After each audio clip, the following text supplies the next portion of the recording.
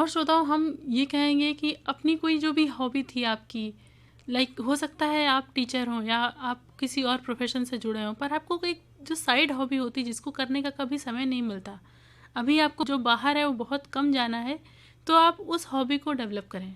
गीत संगीत में रुचि रखते हैं, लेखन में रुचि है, साहित्य में रुचि है, तो उन चीज़ों को आप अभी समय मिला है आप पूरा करें। मनपसंद की किताबें पढ़ें, संगीत सुनें, स्वयं को सकारात्मक रखें।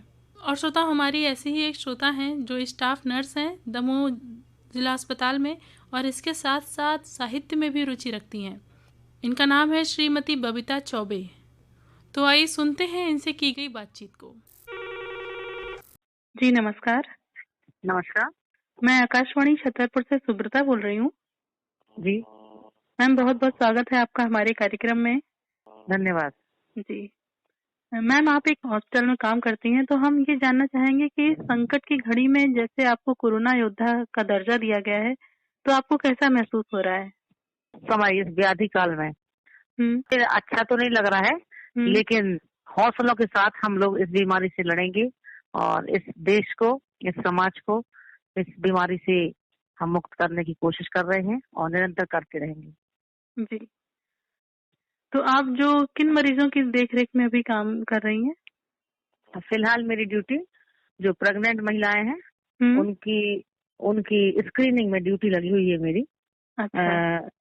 सभी की स्क्रीनिंग करते हैं कि जो कोई बाहर से आया है हम्म। तो उनकी स्क्रीनिंग करके हम लोग देखते हैं कि कोई सिम्टम तो नहीं मिल रहे हैं कोरोना के, तो उसके अच्छा। बाद फिर सैंपलिंग करवाते हैं हम लोग। जी। इस बीच जैसे आप स्क्रीनिंग का काम कर रही हैं, तो सुरक्षा भी बहुत जरूरी है, तो स्वयं जी की बिल्कुल। सुरक्षा के लिए आप क्या करती हैं? जी मैम, हम लोग पूरी प्रिकॉशन से काम करते हैं। हम लोग बाकायदा पीपी किट पहनते हैं हम्म। और प्लेन मास्क, साथ में 98 N98 मास्क लगाते हैं हम लोग, और पूरा कवर होके ग्लव्स पहन के बाकायदा और सैनिटाइज करके ही हम लोग उनकी स्क्रीनिंग करते हैं और सैंपलिंग करवाते हैं। जी, तो आप जैसे जब हॉस्पिटल से घर वापस आती होंगी, तो अपनी सुरक्षा के लिए क्या-क्या ध्यान रखती हैं, घर जाने के जी बाद? जी, बहुत अच्छा प्रश्न है आपका। घर आके हम सबसे पहले हुँ। अपने अपने जो जूते या चप्पल पहनी हुई है उसको सबसे पहले निरमा और साबुन से धोते हैं। जी। उसके उपरांत जिस गाड़ी से हम गए हैं उस गाड़ी को निरमा और साबुन से धोते हैं। हुँ। रोज का नियम है, करीब 4.5 महीने से हम लोग ही कर रहे हैं। और जी। उसके बाद सीधे बाथरूम में प्रवेश करते हैं और अपने सारे कपड़े साबुन और पानी में डब कर देते हैं हुँ। और स्वयं भी पूरा साबुन और पानी से अच्छे से नहाते हैं। उसके बाद ही घर में प्रवेश करते हैं। अच्छा, तो आपके परिवार में कौन-कौन है? मैम, पति हैं, 2 बच्चे हैं और मैं हूँ। अच्छा, तो आप एक माँ हैं, तो और बहुत ज़्यादा सावधानी रखना एक कर्तव्य बन जाता है। बिल्कुल मैम। जी। जी, जैसे हमें जानकारी मिली थी कि आप साहित्य में भी रुचि रखती हैं, तो देखिए ये जो अलग-अलग क्षेत्र हैं, एक तरफ विज्ञान है और एक तरफ साहित्य है, इनका जी, संगम कैसे हुआ? कैसे आपको साहित्य में रुचि कैसे आ गई? ये तो बचपन से ही मेरी हॉबी रही है। साहित्य मैंने करीब 8वीं क्लास से हुँ। स्कूल में कार्यक्रम हुआ करते थे और मैं सुना करती थी, तो बहुत ही मन को प्रसन्नता होती थी और छोटी-छोटी पंक्तियों में मैं अपनी बात कहने की कोशिश करती थी। और तभी से स्कूल टाइम से ही मैंने अपना साहित्य का जो सृजन है वो निरंतर हुँ। जारी रखा है जी। और जारी रखूंगी। तो फिर ये विज्ञान की तरफ से अचानक कैसे मुड़ गई? अचानक नहीं मुड़ी हूँ मैं। मैंने 12th की साइंस से, उसके हुँ। बाद एक ऐसी दुर्घटना हुई घर में कि मेरी माता जी बहुत ज्यादा सीरियस हो गई और उनकी नस नहीं मिल रही थी। नस हुँ। समझ रहे ना आप, जिसमें जी। अपन बॉटल लगाते हैं। हुँ। और उस समय मुझे ऐसा लगा कि काश मैं एक नर्स होती। मैंने डॉक्टर का कभी नहीं सोचा है। मैंने यही सोचा था कि मैं नर्स होती और ऐसी नर्स होती कि जिसको मेरी माँ को जो जब नस नहीं मिल रही है तो मैं उनको नस ढूंढ के और बॉटल चला सकती और उनको बचा लेती। जी। हालांकि कुछ समय के बाद, 1.5 घंटे की मशक्कत के बाद डॉक्टर और सिस्टर को नस मिली, मम्मी ठीक हो गई। किंतु वह जो बीज था उसको मैंने आगे बढ़ाया और फिर मैंने एलएलबी भी की है आधी। किंतु वो जो याद थी, उसके उपरांत मैंने नर्सिंग की तरफ रुख मोड़ा और आज मैं जिला चिकित्सालय में स्टाफ नर्स के पद पर हूँ और मुझे बहुत प्रसन्नता है इस बात। जी। अच्छा, जैसे आपको साहित्य में बचपन से ही रुचि थी, तो आपने कई सारी रचनाएँ लिखी होंगी। अगर कोई याद आ रही है तो हमें भी और हमारे श्रोताओं को भी सुनवाइए। जी बिल्कुल।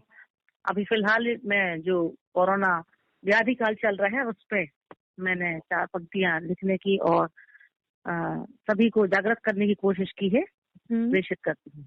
जी। बाहर कदम न रखना बंधु, बाहर कदम न रखना बंधु, कसम है हिंदुस्तान की, चैन तोड़नी हमको मिलकर कोरोना शैतान की, चैन तोड़नी हमको मिलकर कोरोना शैतान की। बाहर कदम न रखना बंधु, जीना है, हाँ जीना ही है, जीना है, हाँ जीना ही है, बात मान लो कुछ दिन की, नहीं हटाना पर्दा मुख से, बात है सबकी जान की, नहीं हटाना पर्दा मुख से, बात है सबकी जान की।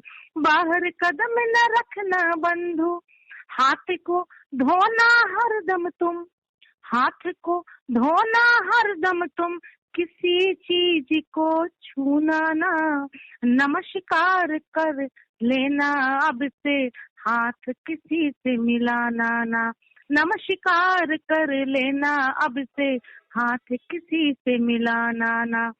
बाहर कदम न रखना बंधु, लौटो बंधु जागो अब तो, लौटो बंधु जागो अब तो, समय की यही पुकार है, कोरोना से लड़ना है तो दूरी कुछ दिन कर लेना, कोरोना से लड़ना है तो दूरी कुछ दिन कर लेना।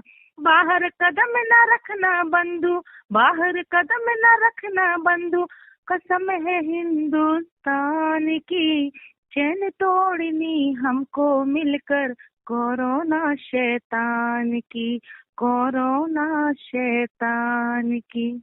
बहुत ही अच्छी कविता सुनाई आपने और बहुत ही अच्छा संदेश भी दिया आपने कविता के माध्यम से। जी बहुत बहुत धन्यवाद। जी। आप हमारे आकाशवाणी छतरपुर के माध्यम से आप जनता को कोई और संदेश देना चाहेंगी क्या? बिल्कुल, मैं जनता से यही कहना चाहूंगी कि यह विपदा का समय है हमारे देश पर, और जो हमसे सरकार कह रही है कि अपने घर में रहें, बाहर ना निकलें, बिना काम के बिल्कुल भी बाहर ना निकलें, और बहुत सारे लोग हैं जो इसको मजाक समझ रहे हैं, तो मजाक बिल्कुल भी ना समझें। इससे डरने की भी आवश्यकता नहीं है, डरना नहीं है, बस हमको सतर्कता बरतनी है।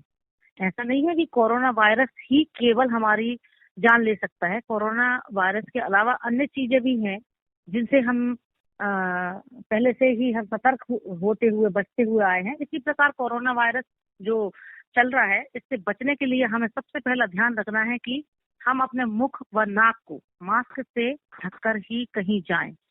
और दूसरी बात यह है कि यदि घर लौटते हैं तो हमें अपने हाथों को साबुन और पानी से और अपने कपड़ों को साबुन और पानी से धोकर ही अंदर जाना है।